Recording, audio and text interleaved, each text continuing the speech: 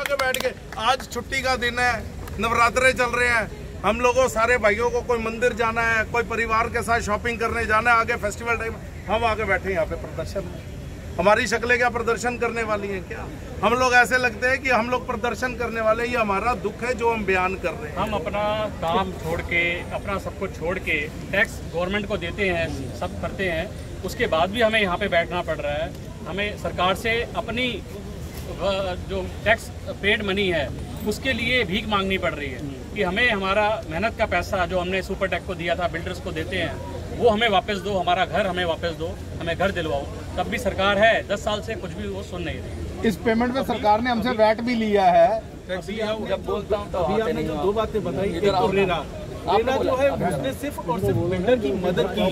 यहाँ पे जितने लोग हैं उसमें से 50% से ज्यादा लोगों के पास रेरा के ऑर्डर है। जब वो रेरा का ऑर्डर लेके, अभी नहीं 2017-18 में भी जब हम लोग सुपरटेक में गए थे तो सुपरटेक के एम्प्लॉइज ने इतनी गंदी भाषा का प्रयोग किया था उस ऑर्डर के लिए, यानी कि उन लोगों को बिल्कुल भी रेरा के ऑर्डर का या किसी भी ऑर्डर का, सरकारी ऑर्डर का कोई डर नहीं है। इसका एक कारण है कि ये एक बहुत ही बड़ा स्कैम है। ये जो 10,000 करोड़ का स्कैम बता रहे हैं, ये तो एक सुपर टेक का हो गया। 1,00,000 करोड़ अकेले नहीं खाया है, अमरपाली भी बहुत सारे ये बिल्डर अकेले नहीं खा रहे हैं। इसका पैसा सरकार को भी जा रहा है, विपक्ष को भी जा रहा है। जहाँ जहाँ पे लोग समलैंगिक विवाह को भी इतना ज्यादा एस्केलेट कर देते हैं, वहाँ पे इतने 26,000 लोग, क्योंकि खून पसीने की कमाई एक आदमी, देखिए 30 से 40 लाख रुपए एक नेता के लिए हो सकता है कि एक छोटा सा घूस हो, 5-10 मिनट की कमाई हो। एक IAS अधिकारी के लिए हो सकता है कि 5 एक सिग्नेचर की कीमत हो।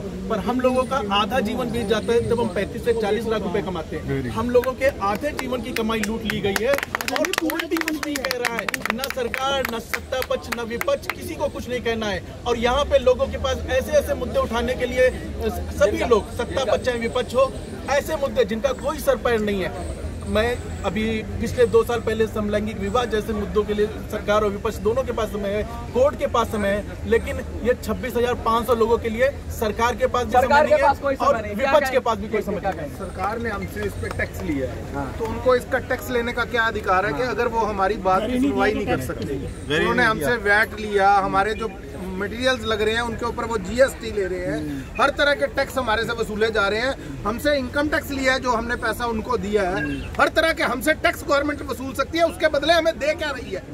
हमें कुछ नहीं दिया जा रहा, आश्वासन भी नहीं दे पा रही। मेरा इसमें ये कहना है कि अगर आप देखें यहाँ पे 26,000 होम बायर नहीं, 26,000 फ्लैट नहीं, 26,000 होम बायर की फैमिलीज हैं जो 1 लाख से ज्यादा लोग हैं। यहाँ पे 1 लाख से ज्यादा लोगों के सपनों का मर्डर किया है केजरीवाल ने। अगर हम बोलते हैं कि किसी एक मर्डर की सजा फांसी है, तो आप ये सोचिए कि 1 लाख से ज्यादा लोगों के सपनों का जो मर्डर हुआ है यहाँ पे, उसकी सजा क्या होगी? जीते जी मारी दिया अगर उनके जीवन की कमाई लूट ली। और यहाँ पे बहुत सारे लोग ऐसे भी थे, कुछ जिनका हम जब आए हमने उनको श्रद्धांजलि भी दी, जो अपने घर का इंतजार करते करते सुरक्षित हार गए, उनका क्या? आज जो हम लोग ये लड़ाई लड़ रहे हैं वो इसलिए लड़ रहे हैं ताकि यहाँ पे जो भ्रष्टाचार है लोग उसका कुछ समाधान निकले, लोगों को अपना घर मिले।